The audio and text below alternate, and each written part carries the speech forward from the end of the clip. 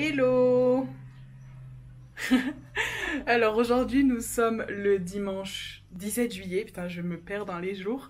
Ce matin on s'est levé à 8h45, on a dormi 5 heures de plus que les deux dernières nuits, donc ça fait vraiment bizarre mais ça nous a fait vraiment du bien.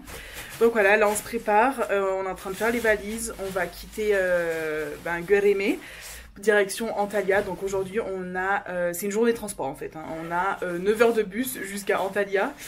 Donc voilà, on a prévu de quoi s'occuper, on a téléchargé des séries, des films sur Netflix.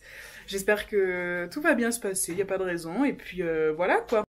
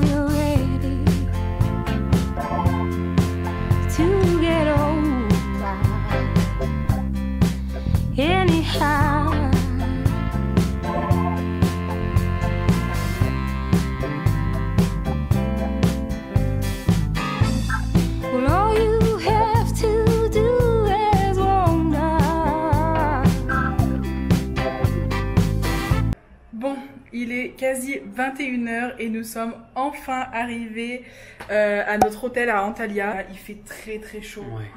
Il fait, il fait 34 degrés là je crois et il est 9h du soir. 9h du soir, il fait très très lourd dans l'air aussi, on est proche de la mer. Ouais. Donc là, heureusement qu'on a la clim dans la chambre parce que vraiment, vous savez, c'est une chaleur en plus humide. Donc voilà quoi. Là au programme, et ben, on va aller manger puis après on se posera je pense et voilà quoi. Ouais, manger.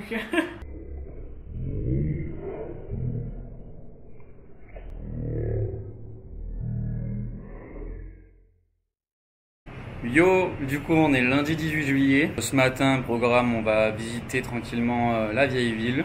Donc on n'est pas loin du tout. Donc il y a un petit passé romain, grec, byzantin et ottoman. Donc on va visiter tout ça tranquillement. Et après, en début d'après-midi, on va sûrement aller au musée archéologique histoire d'éviter un peu les grosses chaleurs du début d'après-midi. Et après, plage. Grande plage de Galets, là pas très loin. Donc c'est parti. Alors, on a acheté nos premiers simit pour petit déjeuner. Voilà, spécialité turque par excellence. Donc, on a hâte de goûter. Avec 2 petits jus maison. Ouais, vraiment, ils sont trop bons aussi. Ouais. Donc voilà, pour bien commencer la journée. Mais oui, il faut. Du coup, c'est super bon. Vraiment. C'est un mélange de... Moi, je trouve qu'il y a un arrière-goût de croissant un peu, hein, quand même. De viennoiserie. Ouais.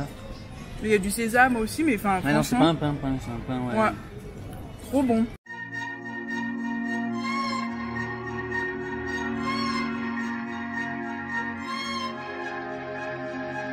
Mon amour au mois d'août, comme c'est beau Antalya,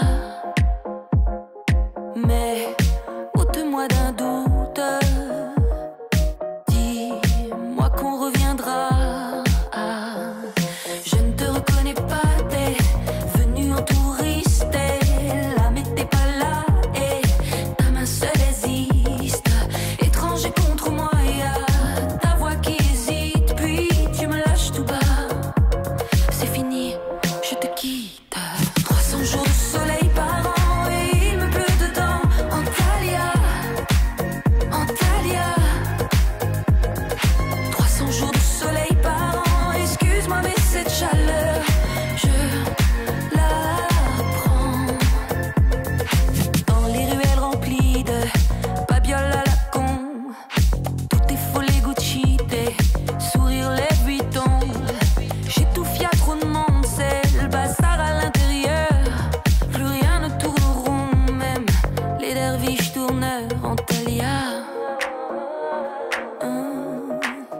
Antalya.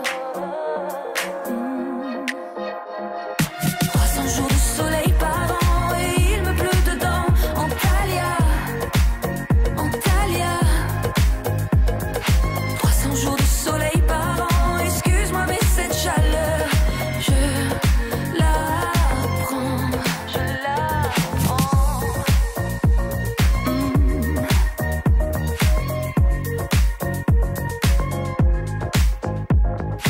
Mon amour au mois d'août, comme c'est beau Antalya.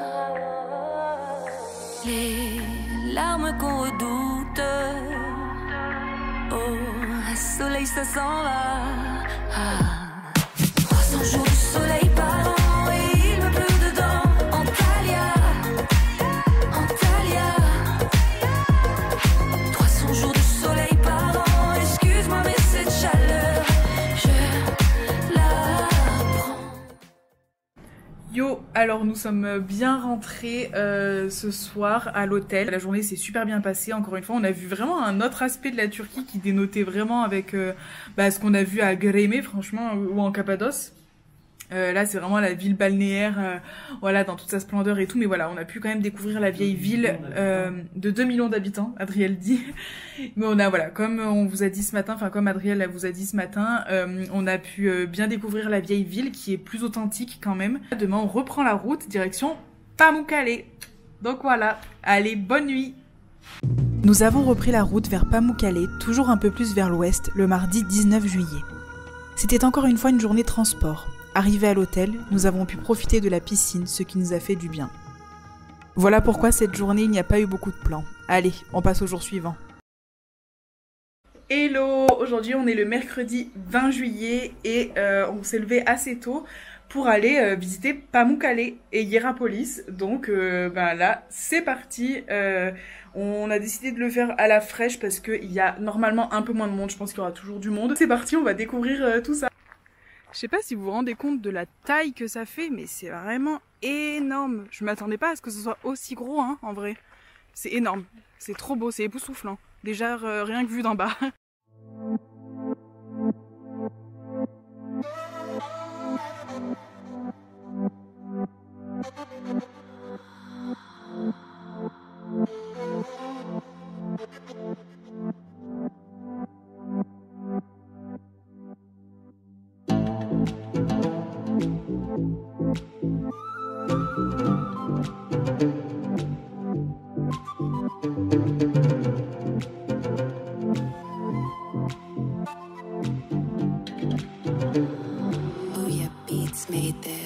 Ok, stop. Derrière ces magnifiques images se cache en fait une sombre histoire qui a le mérite d'être racontée. Pamukkale est l'un des sites touristiques par excellence de la Turquie. Sachant cela, nous y sommes quand même allés suffisamment tôt et il n'y avait pas trop de monde. Mais, alors que nous étions en train de faire ce joli plan, deux dames nous regardaient avec insistance et bizarrement d'un air assez méchant finalement. Nous prenions notre temps, faisions des plans, admirions le paysage, quand soudain, l'une d'elles nous demanda de dégager du passage car nous la gênions pour faire ses photos. Elle nous balaya littéralement d'un revers de main. Et oui, ce qu'on ne voit pas souvent dans les vlogs, c'est ça. La méchanceté des autres touristes venus exclusivement sur des sites aussi merveilleux que celui-ci pour remplir leur page Instagram. C'est à cause de cette méchante dame que nous avons baptisé par la suite ce genre de personnes les Instagirls. Instagirl is everywhere. Bref, vous entendrez encore parler d'elle, mais en attendant, reprenons.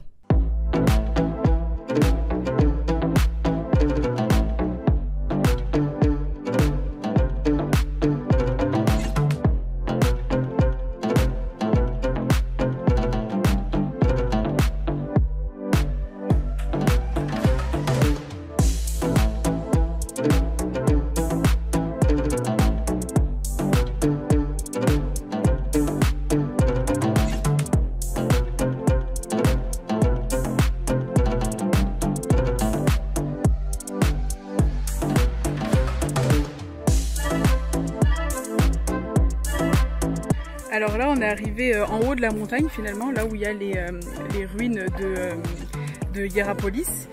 Et du coup il fait déjà très chaud, il doit être 9h30 je pense, un truc comme ça. Mais du coup c'est impressionnant quand même le paysage, comment il change, parce que voilà, sur le flanc de la montagne on a Pamukkale, enfin les terrasses, tout ça, les bassins. Et là sur le plateau c'est très sec, très aride, il y a des palmiers. Et donc c'est là où il y a les ruines quoi. Donc c'est vraiment encore une fois très surprenant, très impressionnant, mais très beau aussi. Donc voilà, on est content. Donc là on se promène un peu sur le plateau et puis après on s'approchera un petit peu des ruines et voilà quoi. Donc voilà, par exemple là-bas on a le théâtre et on a plein de ruines là-bas.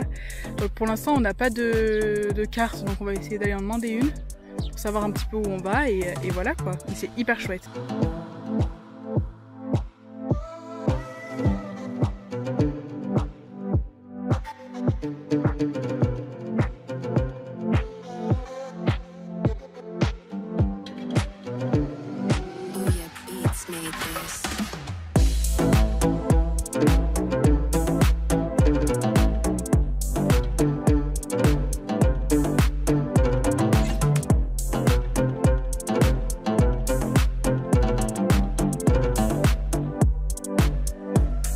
Donc ça y est, on est parti de Pamukkale, c'était vraiment très chouette.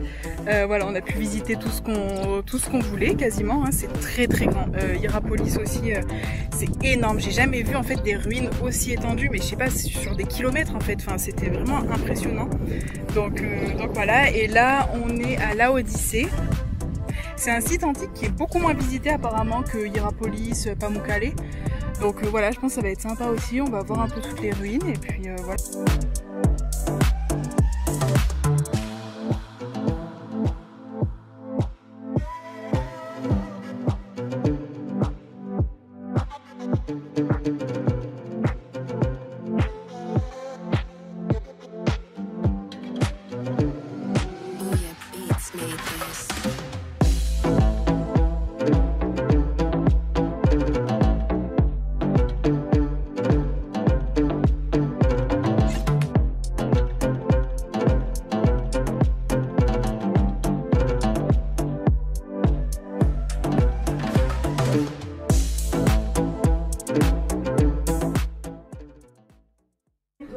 C'est le moment de manger. Donc ça, c'est de la pide. C'est comme une petite pizza, mais version turque. Et c'est vachement bon. C'est très bon. Vraiment très bon.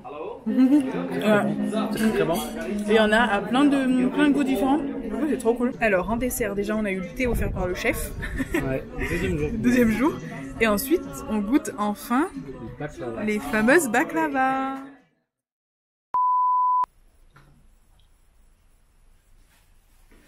Bon allez, petite pause.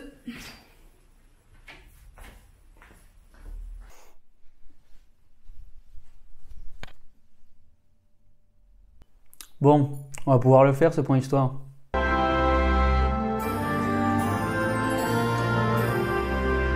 Alors ça, c'est un lieu qui a dû vous intriguer. Vous êtes sûrement demandé ce que c'était cette falaise blanche. Eh bien, c'est un site naturel qui s'appelle Pamukkale. En turc, cela signifie château de coton et se voit à des kilomètres à la ronde. Cela s'appelle une tufière, c'est-à-dire que c'est une formation rocheuse formée par de nombreuses sources d'eau sortant de terre à différentes températures. Ce qui se passe, c'est que l'eau se charge en calcaire dans les profondeurs. En ressortant, l'eau va s'écouler et va étaler ce calcaire sur les différentes couches. Ainsi, année après année, couche après couche, le calcaire présent dans l'eau va venir se déposer, ce qui va former cette falaise blanche qui s'étend sur des centaines de mètres. Cette roche, une fois solidifiée, que l'on nomme travertin, est souvent utilisée dans la construction. Évidemment, un lieu pareil, ça attire les foules.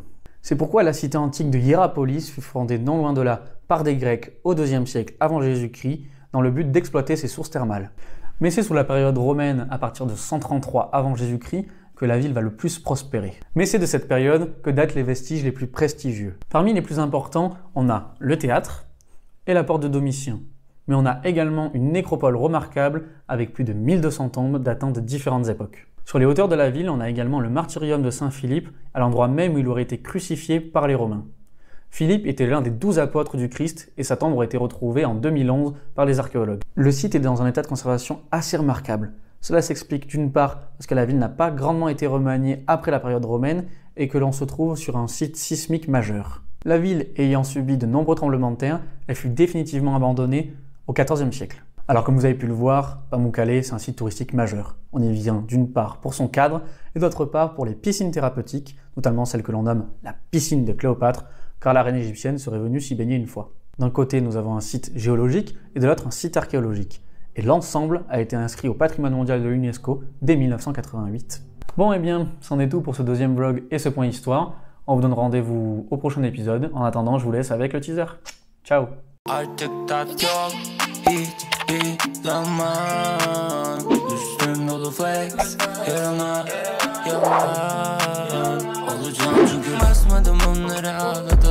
Que d'aventure, franchement, on disait à tout le monde, à nos proches et tout, depuis le début, il nous arrivait aucune galère, trop bien et tout, machin.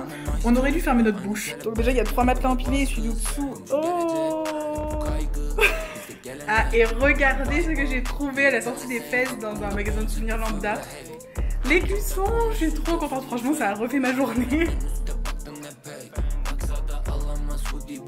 Et le monsieur qui s'occupe de la mosquée a absolument voulu qu'on prenne le Coran en français. Et là, on est arrêté depuis 15 minutes, je dirais. Ils sont en train de changer la roue. Donc voilà. Je sais même pas quoi dire parce que là, cette journée a été chaotique.